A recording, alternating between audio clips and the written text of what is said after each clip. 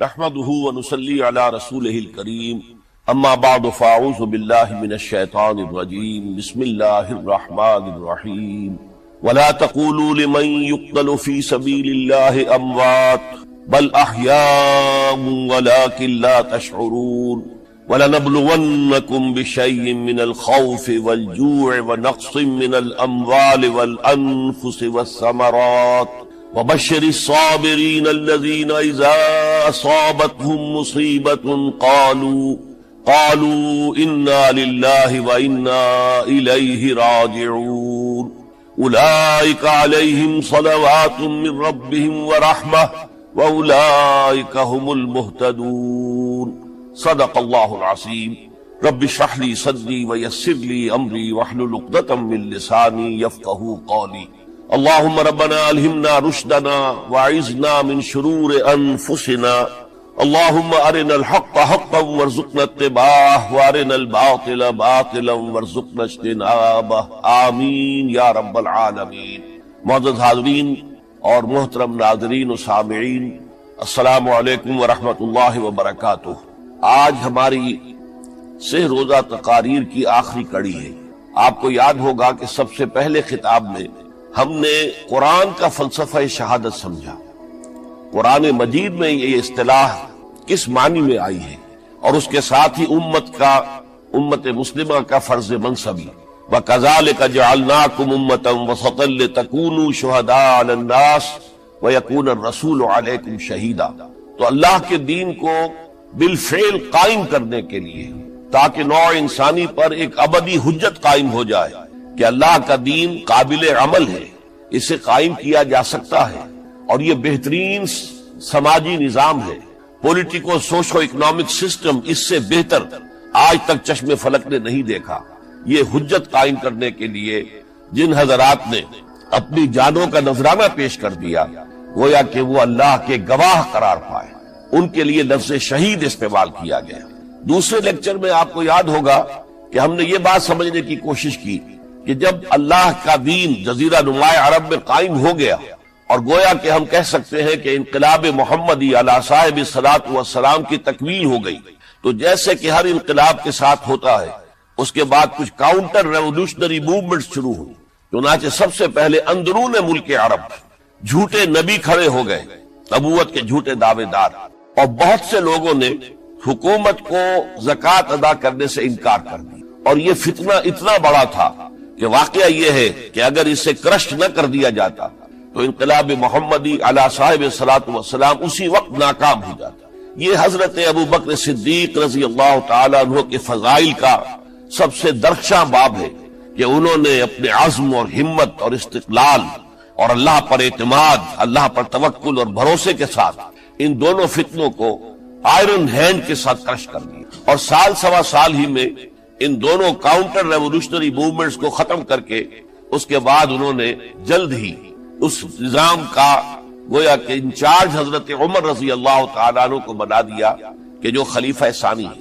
پھر ہم نے دیکھا کہ حضرت عمر کے زمانے میں رضی اللہ تعالیٰ عنہ توسیع کا جو عمل ہے، توسیع انقلاب محمدی کا عمل بڑی تیز رفتاری کے ساتھ جاری ہوا، فتوحات کا سیلاب آیا، ایران پوری سلطنت تہس نہس ہو کر رہ گئی، اس کے پرچے اڑ گئے، سلطنت روما اپنے تمام شمالی افریقی مقبوضات سے محروم، مغربی ایشیا سے اسے بے دخل کر دیا گیا، صرف وہ یورپ کے اندر محدود ہو کر رہ گئی۔ اب ظاہر بات ہے کہ اس کے خلاف بھی تو پھر رد عمل ہونا تھا، کاؤنٹر ریولوشنری موومنٹس اٹھنی تھی، تو سب سے پہلے حضرت عمر رضی اللہ تعالی عنہ کی خلافت اور اس کے چراغ کو بجھانے کے لیے ایران کی طرف سے رد عمل ظاہر ہوا۔ ہرموزان جو ایک بڑا ان کا جرنیل تھا، اس کی سازش اور ابو لولو فیروز کے ذریعے سے حضرت عمر رضی اللہ تعالیٰ عنہ کو شہید کر دیا گیا۔ سمجھا یہ گیا تھا کہ یہ ساری عمارت شاید اسی شخصیت کی بل پر کھڑی ہے، لہذا جب میدان سے حضرت عمر ہٹ جائیں گے تو یہ خلافت کی پوری عمارت جو ہے وہ زمین بوس ہو جائے گی۔ لیکن معلوم ہوا یہ عمارت محمد کی بنائی ہوئی تھی صلی اللہ علیہ وسلم۔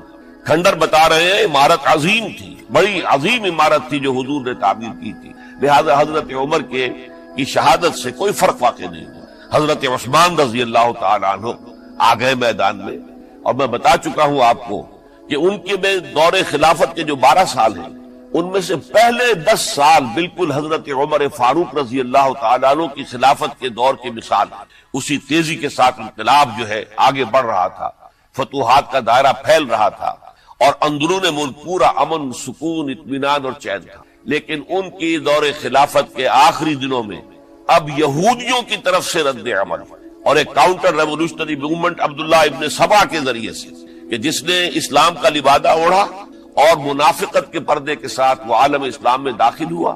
اور اس نے چونکہ دیکھ لیا کہ پرانی چپقلش ہے، پرانی چشمک ہے جو قریش کے 2 بڑے قبیلوں کے مابین یا 2 بڑے گھرانوں کے مابین چلی آ رہی تھی، بنو ہاشم، بنو امیہ. تو پہلے 2 خلفاء جو تھے وہ نہ بنو ہاشم سے تھے نہ بنو امیہ سے تھے. حضرت ابو بکر صدیق بنو تیم سے تھے، حضرت عمر بنی عدی میں سے تھے، لیکن حضرت عثمان اب بنو امیہ میں سے تھے. اس کو انہوں نے گویا کہ دکھتی رگ بنا کر پکڑا اور پروپیگنڈا شروع کیا کہ خلافت تو بنو ہاشم کا حق ہے، کیونکہ حضور ہاشمی تھے صلی اللہ علیہ وسلم. تو گویا کہ عثمان غاصب ہیں رضی اللہ تعالی عنہ، بلکہ ان سے دونوں پہلو جو تھے حضرت عمر اور حضرت ابو بکر وہ بھی غاصب ہیں. اس کے ساتھ ہی فتنے کی مختلف شکلیں انہوں نے شروع کی. یہ الفتنۃ الکبریٰ کہلاتا ہے ہماری تاریخ میں، عظیم ترین فتنہ، جس کے نتیجے میں حضرت عثمان رضی اللہ تعالیٰ عنہ شہید ہو گئے. اور ان کی شہادت کے بعد اگرچہ خلافت حضرت علی رضی اللہ تعالیٰ عنہ کے ہاتھ میں آئی، لیکن یہ کہ باہمی خانہ جنگی کا وہ سلسلہ شروع ہوا جو حضرت علی کے دور خلافت جو 5 سالوں پر مشتمل ہے اس کے دوران مسلسل خانہ جنگی رہی.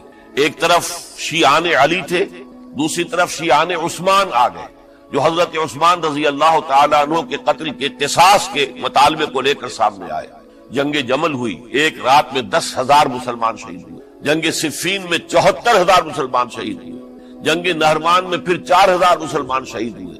یہ شہادتیں جو چل رہی تھی یہ کس لیے چل رہی تھی کہ جو بھی عمارت خلافت کی قائم ہوئی تھی اب اسے قائم رکھا جائے.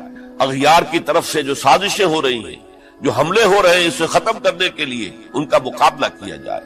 تو یہ اور اس کا یہ دور ختم ہوتا ہے حضرت علی کی شہادت پر رضی اللہ تعالی عنہ. اور یہ بات نوٹ کر لیجئے کہ حضرت علی کو شہید کرنے والے وہ خارجی تھے. عبد الرحمن ابن ملجم خارجی طبقے سے تعلق رکھتا تھا جو پہلے حضرت علی کے لشکر میں شامل تھے، لیکن جب حضرت علی نے رضی اللہ تعالی عنہ تحکیم اور ثالثی کی تجویز قبول کر دی تو وہ ناراض ہو گئے کہ اللہ تعالیٰ ہی ہے حاکم اور حکم، ان الحکم الا للہ. یہ انسانوں کو حکم کیوں بنا لیا گیا؟ اور اس میں اتنی شدت اختیار کی کہ وہ علیحدہ ہو گئے. اسی لیے انہیں خوارج کہا گیا. انہوں نے رائے یہ قائم کر دی جو مسلمان کبھی کوئی گناہ کبیرہ کا ارتکاب کرے گا وہ کافر قرار پائے گا. جب کافر ہوگا تو گویا کہ مرتد ہے تو واجب القتل، اس کا مال، اس کی عزت سب مباح ہے. یہ ہمارا سب سے پہلا گمراہ ترین فرقہ تھا.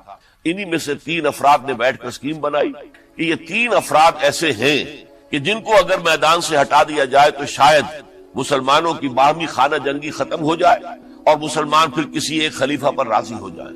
اور یہ تینوں کافر ہیں، معاذ اللہ ثم معاذ اللہ. حضرت علی کافر ہیں، ان کو قتل کرنے کی ذمہ داری عبد الرحمن ابن ملجم نے لی. حضرت معاویہ قاتل ہیں، ان کے لیے کسی اور کو اسائن کیا گیا. عمرو بن العاص قاسم ہیں، ان کے لیے کسی اور کو اسائنمنٹ دی گئی.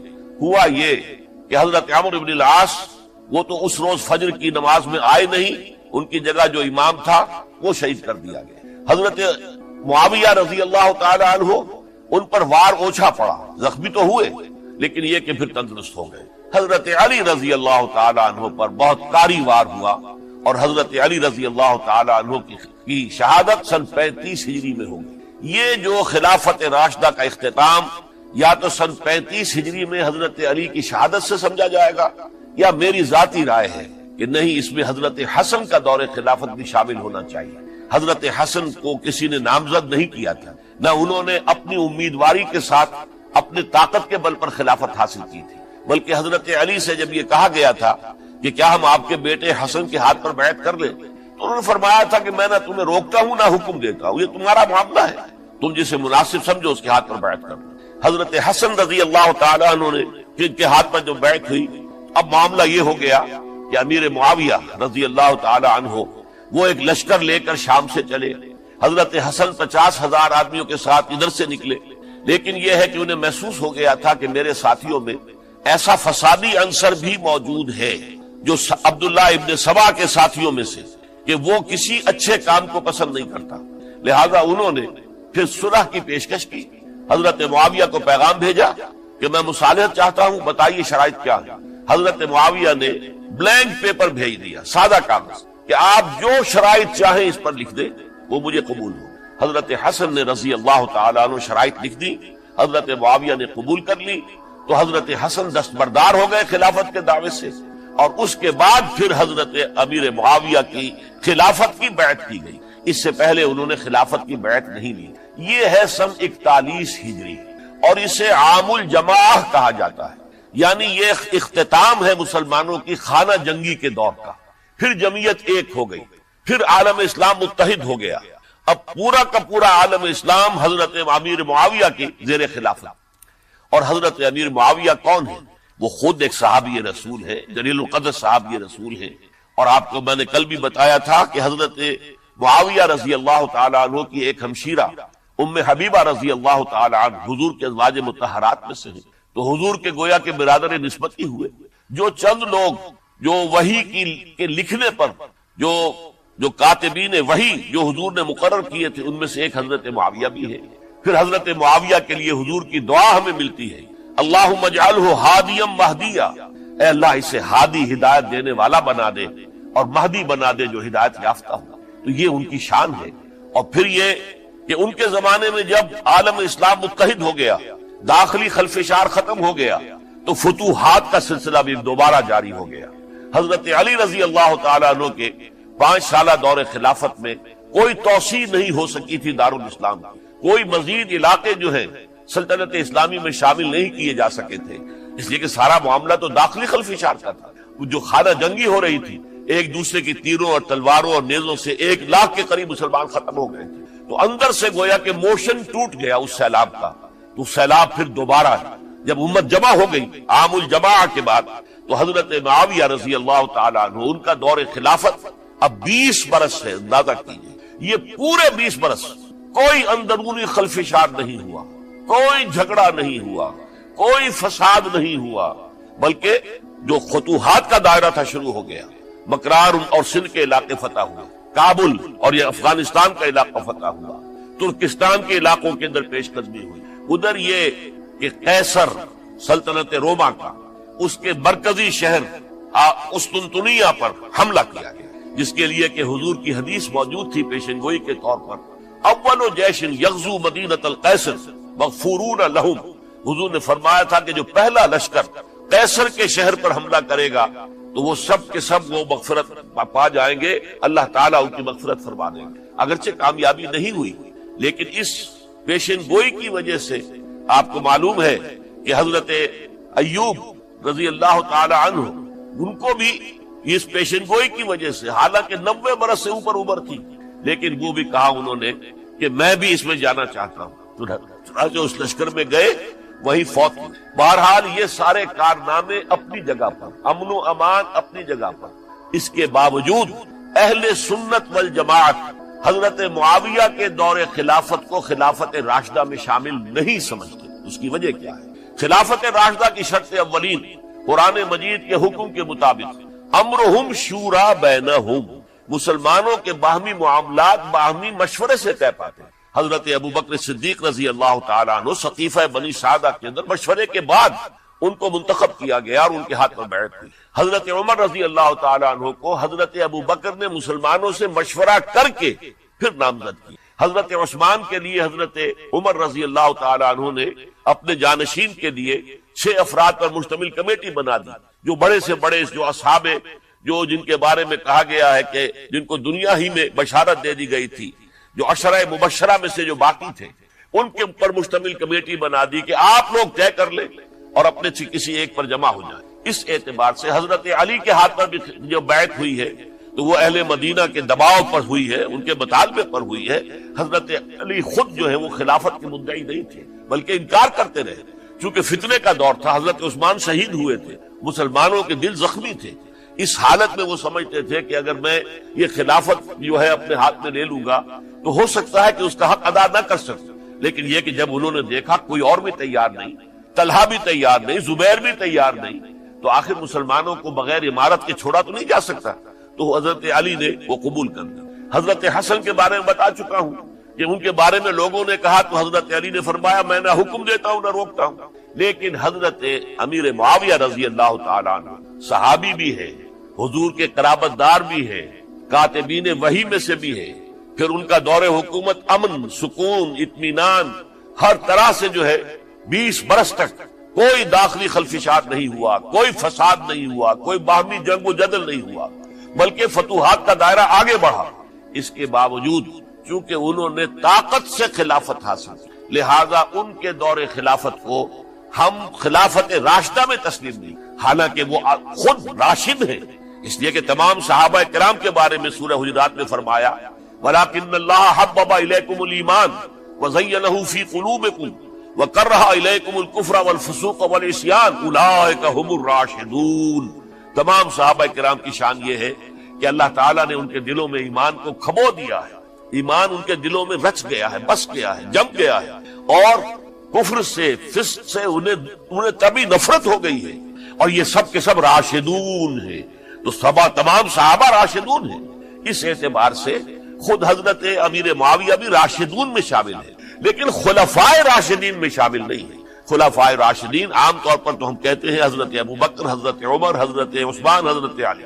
میں نے اپنی ذاتی رائے، حقیر سی رائے عرض کی ہے، اس میں حضرت حسن کا دور بھی شامل ہونا چاہیے 6 مہینے کا، تب وہ 30 برس پورے ہوتے، جو حدیث میں آیا ہے کہ خلافت جو ہے وہ 30 برس رہے گی، اس کے بعد ملوکیت شروع ہو جائے گی۔ تو ملوکیت کا پہلا قدم یہ تھا کہ حضرت معاویہ نے طاقت سے بزور خلافت حاصل کی، اس لیے ان کو خلیفہ راشد ہم نہیں کہتے۔ البتہ یہ ضرور ہے کہ ان کا دور بہت پرسکون دور تھا۔ البتہ جب 10 برس گزر گئے حضرت معاویہ کے دور حکومت کو، اب میں یہاں لفظ خلافت کی بجائے دور حکومت استعمال کر رہا ہوں کیونکہ خلافت راشدہ سے ذرا اس کا فرق واضح ہو جائے گا، تو اس وقت ایک اور صحابی، جلیل القدر صحابی مغیرہ ابن شعبہ رضی اللہ تعالی عنہ، وہ حضرت معاویہ کے پاس آئے اور انہوں نے یہ کہا کہ دیکھیے اگر آپ نے اپنے بعد اپنا جانشین نامزد نہ کیا تو ہو سکتا ہے پھر فسادات پیدا ہو جائے، پھر مختلف لوگ خلافت کا دعویٰ لے کر کھڑے ہو جائیں، پھر خانہ جنگی ہو جائے۔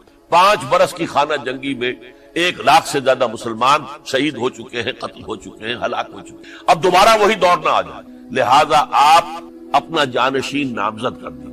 امیر معاویہ ریلیکٹنٹ تھے، لیکن انہوں نے دلائل دیے، دلائل مضبوط تھے۔ انہوں نے کہا کہ اب کبار صحابہ دنیا سے رخصت ہو چکے، وہ جماعت کہ جن کی تربیت اور تزکیہ، جن کی تعلیم حضور نے خود کی تھی اور ان کو اندر سے پاک کر دیا تھا، ان کی نیتیں بالکل پاک ہو چکی تھی، کوئی نفسانیت ان میں نہیں رہی تھی، وہ جماعت تو اکثر و بیشتر اب ختم ہو چکی، فوت پا چکے، وفات ہو چکی، لہذا اب جو ہے اکثر و بیشتر نو مسلم ہیں جو بعد کے فتوحات کے ذریعے سے اسلام لائے ہیں، لہذا ان کے اندر نہ وہ پختگی ہے، نہ ان کے اندر وہ تقوی ہے، نہ تدین ہے، نہ اصول پرستی ہے۔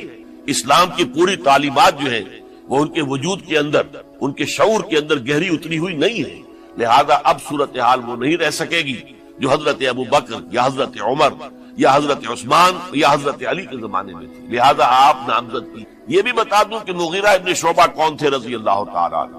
نمبر 1 یہ کہ اصحاب شجرہ میں شامل ہیں، جن 1400 یا 1800 افراد نے حضور سے بیعت کی تھی صلح حدیبیہ سے متصل القبر، اس درخت کے نیچے بیٹھ کر جس کے بارے میں سورہ فتح میں فرمایا گیا کہ لقد رضی اللہ عن المؤمنین اذ یبایعونک تحت الشجرہ، اللہ ان تمام اہل ایمان سے راضی ہو گیا جو ہے نبی صلی اللہ علیہ وسلم آپ کے دست مبارک پر بیعت کر رہے تھے اس درخت کے نیچے، ان میں سے موجود، ان میں یہ مغیرہ ابن شعبہ ہے۔ پھر مغیرہ ابن شعبہ وہ ہے کہ حضرت علی اور امیر معاویہ ان کے درمیان جو خانہ جنگی ہوئی اس میں ہمیشہ حضرت علی کے ساتھ رہے، حضرت علی کے ہی وہ سپورٹر تھے، ان کے ساتھ تھے۔ اس پہلو سے اچھی طرح سمجھ لیجئے کہ یہ نہیں ہے کہ وہ در حقیقت کو پہلے سے وہ امیر معاویہ کے ساتھی تھے، نہیں، لیکن اب جو صورتحال وہ دیکھ رہے تھے، جہاں دیدہ انسان تھے، بہت بڑے سیاستدان تھے، جانتے تھے حالات کو، حالات کے نفس پر ان کا ہاتھ تھا، لہذا انہوں نے یہ مشورہ دیا اور پھر امیر معاویہ نے اس مشورے کو قبول کر اور یزید کی ولی عہدی کا اعلان کر دیا۔ یہ بالکل مڈل ہے حضرت امیر معاویہ کے دور خلافت کا درمیان. یہ 10 سال جب ہو گئے تھے حضرت امیر معاویہ کی خلافت کو یا حکومت کو، تب یہ معاملہ پیش آیا. اور یزید کے ہاتھ پر یہ بیعت ولی عہدی تمام جو بھی مختلف گورنرز تھے ان کے ذریعے سے کہہ دیا گیا اپنے اپنے علاقے کے لوگوں سے بیعت لے لو. یہ بیعت عام طور پر لوگوں نے کر لی. البتہ 5 شخصیتیں جو بہت نمایاں تھیں انہوں نے اس بیعت سے انکار کیا. ان میں کون تھے ذرا نوٹ کیجئے. حضرت ابو بکر فوت ہو چکے، ان کے بیٹے عبد الرحمن ابن ابی بکر. حضرت عمر فوت ہو چکے، ان کے بیٹے عبداللہ ابن عمر. حضرت زبیر فوت ہو چکے، ان کے بیٹے عبداللہ ابن زبیر. حضرت عباس فوت ہو چکے، ان کے بیٹے عبداللہ ابن عباس. حضرت علی شہید ہو چکے، ان کے بیٹے حسین ابن علی رضی اللہ تعالی عنہم اجمعین. یہ 5 جو امت کے بہت بڑے 5 افراد کے گویا کے وہ چشم و چراغ تھے ان گھرانوں کے، انہوں نے انکار کیا. اور ان میں خاص طور پر عبد الرحمن ابن ابی بکر نے یہ جملہ کہا کہ تم چاہتے ہو کہ قیصر و کسریٰ کی سنت پر عمل کرو کہ باپ کے بعد بیٹا حاکم بن جائے. یعنی ایک قدم تو خلافت کا نظام پہلے ہی نیچے اتر چکا. مشاورت سے تو حضرت امیر معاویہ کا بھی جو نسب ہوا ہے وہ مشاورت سے نہیں ہوا. ایک درجے میں وہ جو اللہ تعالیٰ کے رسول نے عمارت بنائی تھی شاندار، اس خلافت کا جو سیاسی نظام تھا اس میں ایک تو کڑی آ چکی زوال کی کہ ایک شخص نے طاقت کے ذریعے سے خلافت حاصل. اب اس کی اگلی کڑی لانا چاہتے ہو کہ قیصر و کسریٰ کے طریقے سے خاندان کے اندر ایک قبیلے کے اندر یہ خلافت جو ہے یا حکومت جو ہے نسل بعد نسل، باپ کے بعد بیٹا اور بیٹے کے بعد پوتا، اس کو ہم کبھی گوارا نہیں کریں. حضرت امیر معاویہ بہت دانشمند انسان تھے. انہوں نے ان 5 حضرات پر کوئی تشدد نہیں، کوئی جبر نہیں، بلکہ رہنے دیا. ٹھیک ہے یہ بیعت نہیں کر رہے، ابھی تو بیعت ولی عہدی ہے، کوئی حرج نہیں. لہذا کوئی جھگڑا، کوئی اس وجہ سے کوئی فساد، اس بنا پر کوئی جنگ نہیں ہوئی. 10 سال گزر گئے، یعنی 10 سال تک یزید ولی عہد رہا ہے. 10 سال تک. اور اس سوائے ان 5 بڑی شخصیتوں کے جو پوری امت تھی، عوام الناس تھے، ان سب نے اسے قبول کیا. یہ صورتحال اب جب پیدا ہوئی جب حضرت امیر معاویہ کا انتقال ہوا، یہ سن 60 ہجری ہے. اب سوال پیدا ہوا کہ وہ ولی عہدی کی بیعت اب بیعت خلافت میں منتقل ہو جائے گا. لہذا پھر یہ ہوا کہ سب لوگوں سے، سب گورنروں کو لکھ دیا گیا تمام صوبوں کے اندر کہ اپنے اپنے لوگوں سے بیعت لے لو. ظاہر بات ہے کہ وہاں کوئی ریفرنڈم نہیں ہوتا تھا، کوئی ووٹ نہیں ہوتے تھے کہ اس کی پرچیاں ڈالی جا رہی ہوں، ایک ایک شخص سے رائے لینا نہیں ہوتی تھی، بلکہ اس وقت کی جمہوریت یہ تھی اور شورائیت یہ تھی کہ ڈفرنٹ کلینز ہیں، ڈفرنٹ فیملیز ہیں، ڈفرنٹ ٹرائبز ہیں، ان کے سردار، ان کے بڑے لوگ، ان کے اہم لوگ بیعت کر لیں تو گویا کہ سب کی بیعت ہو گئی. وہ ایک قبائلی نظام تھا اور اس میں یہ نہیں تھا نظام کے ووٹ بنے ہوئے ہوں اور اس کی پرچیاں ڈالی جا رہی ہوں. تو تمام عالم اسلام نے گویا کہ بیعت قبول کر لی اب یزید کی بحیثیت خلیفہ. اب وہ جو 5 آدمی تھے ان میں سے ایک فوت ہو چکے تھے، حضرت عبد الرحمن ابن ابی بکر رضی اللہ تعالی عنہما، دونوں فوت ہو گئے، لیکن باقی 4 رہ گئے. ان 4 کو نوٹ کیجئے، اور یہ بڑا سینسٹیو ایشو ہے جس پر میں اب گفتگو کر رہا ہوں. ان 4 میں کون ہیں؟ عبداللہ ابن عباس، عمر میں سب سے بڑے وہ ہیں، اور ان کی شان یہ ہے کہ انہیں حبر الامہ کہا گیا ہے، امت کے سب سے بڑے عالم اور قرآن مجید کے وہ سب سے پہلے مفسر ہیں. اصل جو جتنی بھی تفسیری روایات ہمیں ملتی ہے حضرت عبداللہ ابن عباس کے شاگردوں سے، تابعین سے، لہذا ان کا بہت اونچا مقام. حضرت عبداللہ ابن عمر، ان کا مقام بھی آپ کو معلوم ہے، حدیثوں کی کتنی بڑی تعداد ہے جو عبداللہ ابن عمر سے مروی ہے، اور اس کو سلسلۃ الذہب کی پہلی کڑی کہا جاتا ہے. روایت حدیث میں جو سنہری زنجیر ہے اس کا آغاز حضرت عبداللہ ابن عمر ہے. ایک طرف یہ دونوں ہو گئے، ان دونوں کی رائے کیا ہوئی؟ اگرچہ کام غلط ہوا ہے، یہ اس طریقے سے قیصر و کسریٰ کی روایت پر عمل کرنا غلط، لیکن یہ اتنی بڑی غلطی نہیں ہے کہ اس کی وجہ سے باہمی جنگ و جدال ہو، خوریزی ہو، ایک دوسرے کی گردنیں کاٹی جائیں اور فتنہ و فساد پیدا کر دیا جائے. لہذا انہوں نے یزید کی بیعت کر لی. 2 حضرات رہ گئے، یہ نسبتاً نوجوان ہیں. ان دونوں کی پیدائش ہجرت کے بعد ہوئی ہے. ہجرت کے بعد پہلا بچہ جو مہاجرین میں پیدا ہوا ہے وہ عبداللہ ابن زبیر ہے. بلکہ کچھ عرصے تک مہاجرین میں جب کوئی پیدائش نہیں ہوئی تو وہ مکے مدینے کے منافقین نے کہنا شروع کر دیا تھا کہ یہ یہاں کے کمزور ہو گئے، نامرد ہو گئے، ان کی اولاد اب چلے گی نہیں. تو عبداللہ ابن زبیر جب پیدا ہوئے، اور آپ کو معلوم ہونا چاہیے وہ حضرت ابوبکر صدیق کے نواسے ہیں، حضرت عائشہ صدیقہ کے ہمشیرہ حضرت اسماء کے بیٹے ہیں. عبداللہ ابن زبیر، اور زبیر بہت شجاع، بہت ہی بہادر انسان تھا، تو عبداللہ ابن زبیر کے اندر بھی وہی کیفیات تھی. انہوں نے کہا نہیں، اس غلطی کو ہم برداشت نہیں کریں گے. خون رضی ہوتی ہے تو ہو، لیکن ہم اسلامی نظام کو نیچے اترتا ہوا نہیں دیکھ سکتے. جیسے کبھی حضرت ابو بکر نے فرمایا تھا ایبدل الدین وانا حی، کیا دین میں ترمیم اور تنسیخ کر دی جائے گی؟ دین کو بدل دیا جائے گا، دین میں تحریف کر دی جائے گی جبکہ میں ابھی زندہ ہوں؟ میں جیتے جی یہ نہیں ہونے دوں. حضرت عبداللہ ابن زبیر کی یہ رائے ہوئی، وی ہیو ٹو چیلنج، ہم مقابلہ کریں گے، ہم اسے پیسیولی قبول نہیں کریں. انہوں نے بیعت سے انکار کیا اور مدینہ چھوڑ کر مکے جا کر حرم کے اندر پناہ گزین ہو گئے. یہی معاملہ حضرت حسین ابن علی رضی اللہ تعالی عنہما کا تھا. وہ بھی نہایت شجاع، نہایت جری، نہایت بہادر. انہوں نے بھی کہا کہ یہ غلط قیصر و کسریٰ کی روایت جو شروع ہو رہی ہے، اسے ہم نے ریزسٹ کرنا ہے اور اسے ہم آگے نہیں چلنا. ان پر بھی جب دباؤ ڈالا گیا کہ بیعت کرو تو وہ کچھ وقت مانگ کر کہ دیکھیے میں ایسا شخص نہیں ہوں کہ تنہائی میں علیحدہ کمرے میں بیٹھ کر بیعت کروں. جب عمومی بیعت لوگے تم سب سے تو میں بھی آ جاؤں گا. اس وقت لوگ فیصلہ کریں گے. تو بس اس وجہ سے پھر وہ گورنر جو تھا اس وقت مدینے کا، اس سے اجازت لے کر آ گئے اور راتوں رات وہاں سے نکل کر وہ بھی مکے پہنچ. تو اب یہ چار جو ہیں دو گروہوں میں تقسیم ہو گئے، 2+2.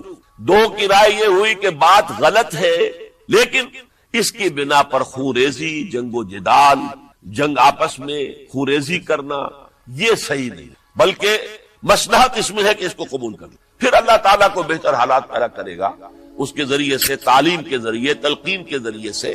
جیسے نبی اکرم صلی اللہ علیہ وسلم نے اتنا عظیم انقلاب برپا کیا تھا، ہم کوشش کریں گے کہ نظام حکومت کی اصلاح ہو جائے. لیکن اس وقت اگر ہم اڑ گئے تو پھر گویا کہ خون ریزی اور فساد اور باہمی جو جنگ ہے وہ شروع ہو جائے گا. اور دو حضرات کی رائے ہوئی کہ نہیں، ہمیں ہر صورت میں ریزسٹ کرنا ہے. خون ریزی ہوتی ہے تو ہو، ہمیں جانیں دینی پڑتی ہے تو دیں گے، ہم شہادت قبول کریں گے، لیکن اس غلطی کو قبول نہیں کر سکتے. تو میں اس کے لیے عرض کر رہا ہوں، یہ تیسری شہادتوں کا جو دور شروع ہوا ہے. پہلا شہادتوں کا دور، حضور کا دور، دین کو قائم کرنے کی جد و جہد میں جنہوں نے جانے دی. دوسرا دور، اس دین کے خلاف جو کاؤنٹر ریولوشنری موومنٹس آئی ہیں ان کو رفع کرنے کے لیے جانے دینا. ہزاروں صحابہ کی جانیں اس میں بھی گئی ہیں. مسیلمہ ابن کذاب ہو یا مانعین زکوٰۃ ہو، ان کے خلاف جو جہاد ہوا. پھر ظاہر بات ہے کہ حضرت عثمان رضی اللہ تعالیٰ عنہ کے بعد جو فساد ہوا، وہ شہادتیں کیا تھی؟ اس دین کے نظام کو قائم رکھنے کے لیے، انٹیکٹ رہے، دشمن اس کے اندر رکھنے ڈالنے میں کامیاب نہ ہو. اب تیسرا دور وہ آ رہا ہے کہ جبکہ داخلی طور پر اس نظام خلافت کے اندر زوال شروع ہو رہا ہے. اس زوال کو روکنے کے لیے کہ وہ اپنی اصل جو خلافت کا نظام اللہ نے اور اس کے رسول نے دیا ہے اس کی بنیاد پر قائم رہے، لہذا ہم ریزسٹ کریں گے اس تبدیلی کو اور میدان میں آ کر مقابلہ کریں. یہ حضرت عبداللہ ابن زبیر رضی اللہ تعالی عنہما اور حسین ابن علی رضی اللہ تعالی عنہما. اب ان دونوں میں ایک اختلاف ہے. حضرت عبداللہ ابن زبیر کی رائے یہ تھی کہ یہ مکہ ہے، یہ اللہ کا گھر ہے، یہ حرم ہے، اور یہاں کے لوگ بہت سے برے اثرات سے ابھی تک بچے ہوئے ہیں، پاک ہیں، لہذا ہمیں یہاں رہنا چاہیے. اس کو مرکز بنا کر، ظاہر بات ہے اسی مکے سے محمد الرسول اللہ صلی اللہ علیہ وسلم نے دعوت شروع کی تھی، وہیں سے وہ پھیل کر جو ہے ایک عظیم انقلاب کی شکل اس نے اختیار کی تھی. ایک عظیم مملکت جو ہے حضور چھوڑ کر گئے تھے. تو ہمیں مکے میں رہ کر ہی اپنی تحریک شروع کرنی چاہیے. لیکن ادھر حضرت علی کے پاس پیغام آ رہے تھے کوفے سے. کوفہ چونکہ حضرت حسین کے پاس پیغام آ رہے تھے کوفے سے، چونکہ کوفے کو حضرت علی نے دارالخلافہ بنا لیا تھا اور وہاں سمجھا جاتا تھا کہ حضرت علی کے ہمدرد اور حضرت شیعان علی جنہیں ہم کہیں ان کے ساتھی، ہم خیال یہ لوگ ہیں کثرت کے ساتھ.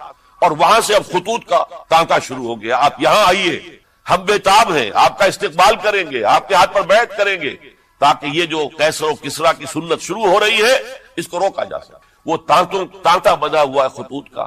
تو حضرت حسین رضی اللہ تعالیٰ عنہ نے فیصلہ کر لیا کہ میں کوفے جاؤں گا. حضرت زبیر روکتے رہ گئے کہ نہیں، کوفیوں پر اعتماد نہ کی، یہ زبانی کلامی ساتھ دیتے ہیں، جب ڈنڈا چلتا ہے تو پھر یہ ہٹ جاتے ہیں میدان سے، ان پر اعتماد نہ کریں آپ. لہذا یہی مکے میں رہیے اور ہم دونوں مل کر ایک بڑی طاقت بن جائے گا. اور یہ مکہ جو ہے ہمارے لیے حصار ہے، یہ ہمارے لیے پناہ گاہ ہے، یہاں سے اس دعوت کا آغاز کیا جائے. اب یہ افسوس ہے، اس سے اللہ کی مشیت سمجھا جائے گا، اللہ کی مرضی ہے. جو کچھ ہوتا ہے وہ تو بے اذن رب ہوتا ہے. اللہ اپنی مصلحتوں سے ہم سے زیادہ واقف ہے، ہم تو نہیں سمجھ سکتے. حضرت حسین نے فیصلہ کیا اور ڈٹ گئے اس فیصلے کہ میں کوفے جاؤں گا.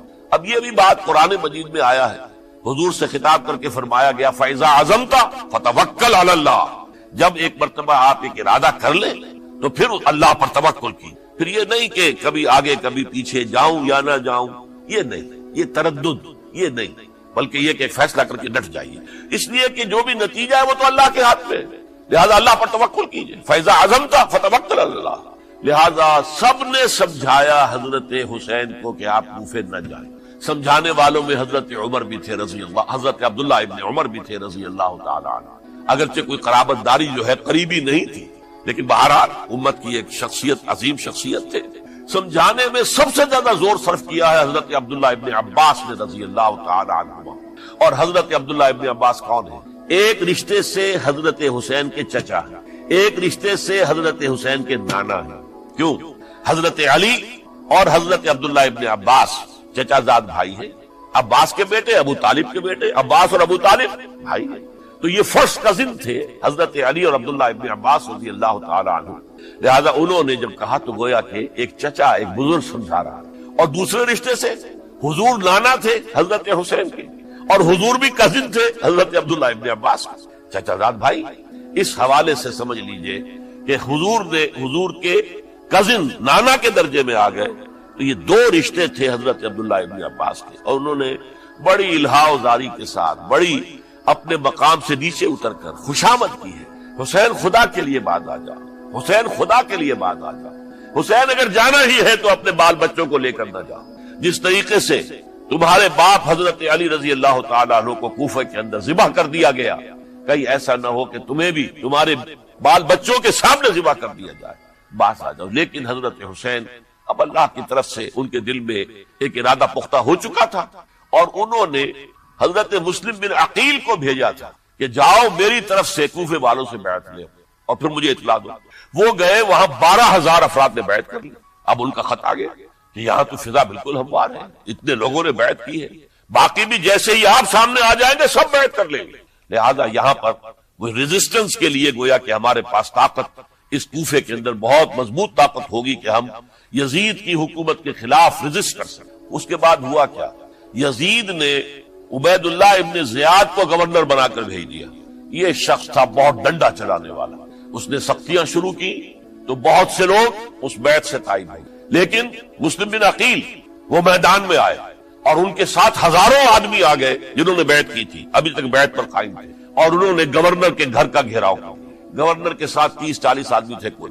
وہ چھتوں پر چڑھ گئے، وہاں سے پتھراؤ کیا، اور وہاں سے جو 30-40 آدمی کوفے کے تھے ان سے کہا تم اپنے اپنے لوگوں کو کہو کہ چلے جائیں واپس یہاں سے. انہوں نے اوپر سے کہنا شروع کیا، ڈرایا، بہت خوفناک نتیجہ نکلے گا، اب عبید اللہ ابن زیاد تم سب کو ہلاک کر دے گا.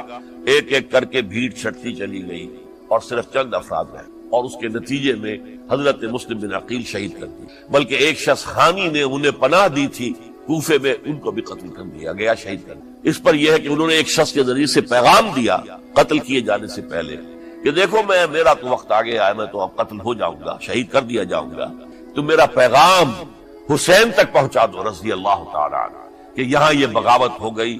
لوگوں نے، کوفیوں نے، الکوفی لا یوفی، کوفی جو ہے وہ پورا نہیں کرتا اپنے عہد کو اور وفا کو. اس کا ایک ثبوت ہمیں مل گیا ہے. یہ سب کے سب منحرف ہو گئے بیعت سے. آپ جہاں تک آ گئے وہاں سے واپس چلے جائیے. جب حضرت حسین کے پاس یہ پیغام پہنچا اور انہوں نے ارادہ کیا کہ ٹھیک ہے یہ تو حالات بدل گئے، لہذا واپس چلنا چاہیے. شاید عبداللہ ابن زبیر کی رائے ہی صحیح ہے، ہمیں مکے ہی میں بیٹھ کر کام کرنا چاہیے. لیکن اب جو ہے عرب کا ایک خاص مزاج ہے. حضرت مسلم بن عقیل کے بیٹے آڑے آ گئے، اب ہم اپنے باپ کے خون کا قصاص لیے بغیر نہیں جائیں گے. اور حضرت حسین رضی اللہ تعالیٰ عنہ بامروت انسان، شریف النفس انسان، کیسے ممکن تھا غیرت مند غیور انسان وہ کیسے ان کی بات کو رد کر دے. لہذا اچھا چلو چلتے ہیں کوفے کی طرف. آگے بڑھتے چلے گئے، کربلا میں پہنچ گئے. جو کچھ وہاں ہوا ہے پھر آپ کو معلوم ہے. اس میں یہ بات ہے پہلے 1000 کا لشکر بھیجا تھا عبید اللہ ابن زیاد نے، اس پر حضرت حسین رضی اللہ تعالیٰ عنہ نے جو باتیں کہیں وہ کچھ اثر انداز ہو گئے. ان کا افسر جو تھا حر بن یزید تمیمی، وہ بعد میں حضرت حسین کا حامی ہو گیا اور حضرت حسین کے ساتھ ہی اس کو بھی شہادت نصیب. پھر دوسرے کو بھیجا عمرو ابن سعد. عمرو ابن سعد بھی ایک بڑی عظیم شخصیت کا بیٹا تھا. حضرت سعد ابن ابی وقاص جو فاتح ایران تھے اور جن کو غزوہ احد کے موقع پر حضور نے فرمایا تھا کہ اے سعد تیر چلاؤ میرے ماں باپ تم پر قربان ہوں. جبکہ احد میں گھیراؤ کر لیا تھا حضور کا اور کفار قتل کرنے کے لیے ہجوم کر رہے تھے اور کچھ حضرات تیر چلا چلا کے انہیں پھینک رہے تھے، دور جو ہے ہٹا رہے تھے. ان میں سے حضرت سعد ابن ابی وقاص بھی تھے. پھر وہ فاتح ایران تھے، اسی لیے گورنر بن گئے تھے ایران کے. سعد جو ہے ان کا بیٹے یہ عمرو جو ہے یہ اب ایک بڑے صوبے کا گورنر بھی تھا. اس وقت 4000 آدمی دے کر بھیجا. وہ بھی نرمی کرتا رہا، اس نے کوئی تشدد نہیں کیا. اس کے اندر بہرحال اپنے عظیم باپ کے خون کا کچھ اثر تھا.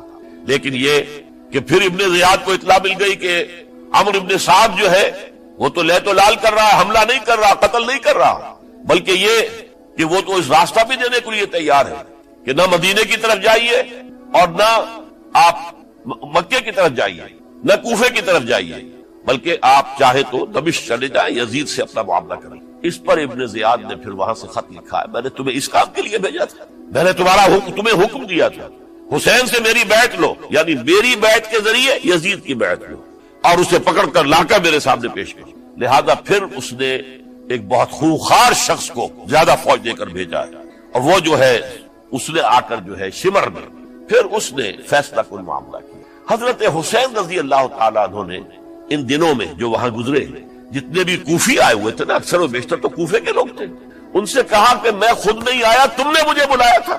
اے فلاں ابن فلاں کیا تم نے مجھے خط نہیں لکھا تھا کہ آؤ؟ اے فلاں ابن فلاں کیا تم نے مجھے پیغام نہیں بھیجا تھا کہ یہاں تشریف لائیے؟ اور دیکھو میرے پاس تمہارے خطوط موجود. وہ ایک تھیلا جس میں کہ خطوط ہے وہ بھی لا کے میدان میں رکھتی. یہ حضرت حسین رضی اللہ تعالیٰ عنہ کی شرافت اور اپنی صاف دلی. کوئی اس کے اندر عیاری نہیں تھی ان کے اندر، معاذ اللہ ثم معاذ اللہ. لیکن یہ کہ اس کا نتیجہ اچھا نہیں نکلا. نتیجہ کیا نکلا؟ اب انہیں پتا چل گیا کوفیوں کو اگر اب حسین زندہ دمشق پہنچ گئے یزید کے پاس تو یہ ہم سب کا بھاڑا پھوڑ دیں گے، ہماری شامت آ جائے گی. لہذا اب تو کسی صورت انہیں زندہ نہیں رہنا. یہ ایک بڑا اہم واقعہ نوٹ کر لیجیے. اس لیے کہ حضرت حسین نے ایک ایک کا نام لے کر اے فلاں ابن فلاں، اے فلاں ابن فلاں، اے فلاں ابن فلاں کیا تم نے خط نہیں لکھا تھا؟ کیا تمہارا پیغام نہیں تھا؟ اب انہوں نے دیکھا کہ یہ بھانڈا اگر یزید کے ہاں جا کر پھوڑ دیا گیا تو پھر ہماری خیر نہیں ہوگی. یہی وجہ ہے حضرت حسین کو شہید کرنے کے بعد یہ نوٹ کر لیجئے 72 آدمی تھے کل جس کو کہلے لشکر حضرت حسین کا رضی اللہ تعالی. ان میں سے 20 خاندان بنی ہاشم کے چشم و چراغ. وہ بڑی بہادری سے لڑے، بڑی بہادری سے لڑے، ایک ایک نے لڑ کر جان دی. بہت سو کو مارا ہے. یقاتلون فی سبیل اللہ فیقتلون ویقتلون. قتل کر بھی رہے تھے، قتل ہو بھی رہے تھے، ایک ایک کر کے قتل ہو رہے تھے، شہید ہو رہے تھے. 20 جو ہے خاندان بنی ہاشم میں سے شہید ہوئے ہیں. حضرت حسین رضی اللہ تعالیٰ عنہ کا ایک بہت ہی انفنٹ چھوٹا بچہ وہ بھی شہید ہے. باقی سب مرد، تمام مرد سوائے ایک حضرت حسین کے بیٹے حضرت علی بن حسین زین العابدین کہلائے بعد میں. وہ بیمار تھے، وہ جنگ میں حصہ نہیں لے سکتے تھے، وہ بچ گئے صرف. اچھا حضرت حسین شہید ہو گئے. یہ ہے 10 محرم الحرام سن 61 ہجری. کیا مطلب ہے؟ حضور کے انتقال کے ٹھیک 50 برس بعد سن 11 ہجری میں حضور کا انتقال اور سن 61 ہجری میں حضور کے نواسے اور جن کے بارے میں حضور نے فرمایا سیدہ شباب اہل الجنہ حضرت حسین شہید ہوئے. اور اس کے بعد اس لشکر نے خیموں کو آگ لگا دی. یہاں نکتہ سمجھ لیجیے آگ کیوں لگائی.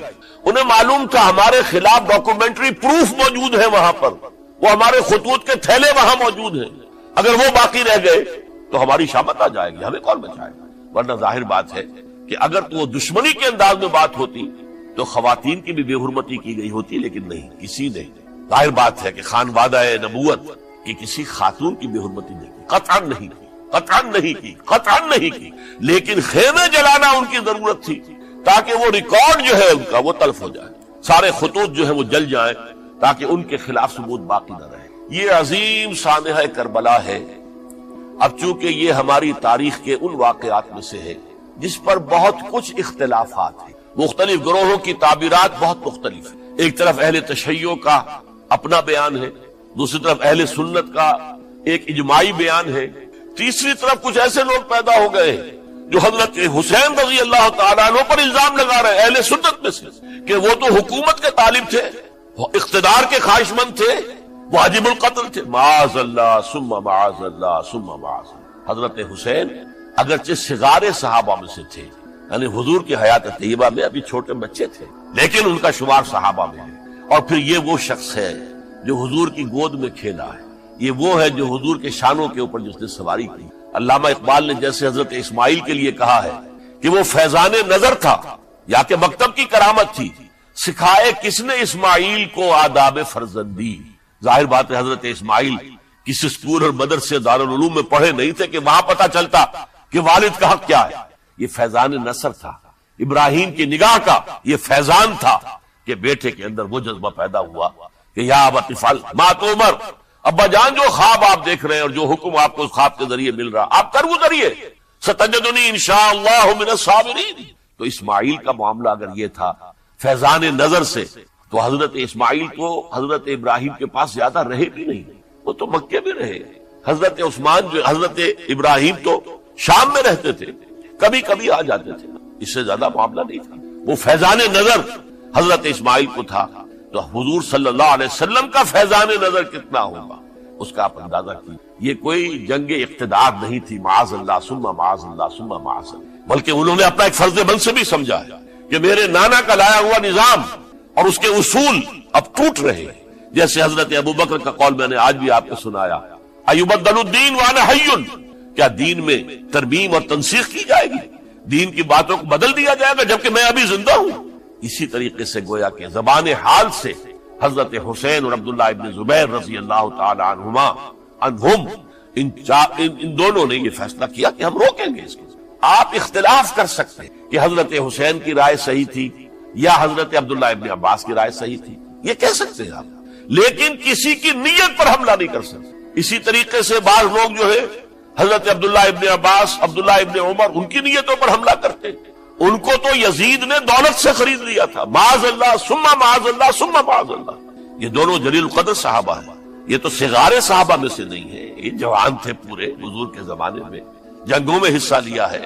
حضرت عبداللہ ابن عمر نے، عبداللہ ابن عباس نے رضی اللہ تعالیٰ عنہما، انہیں کوئی رقم نہیں خرید سکتی تھی، کوئی دولت نہیں خرید سکتی، جو رائے انہوں نے قائم کی دیانتاً قائم کی۔ اور ہمارے ہاں اصول یہ ہے کہ جب کوئی نئی صورتحال پیدا ہو جائے اور اجتہاد کی ضرورت پیش آ جائے اور پوری کوشش کر کے مجتہد اجتہاد کر رہا ہے، تو اگر اسے غلطی بھی ہو جائے، مجتہد مختی خطا کار، اس کو بھی اکیرا ثواب ملتا ہے، اور مجتہد مصیب وہ مجتہد کے جس کی رائے صحیح، جس کا فیصلہ صحیح، اسے دوہرا ثواب ملتا ہے۔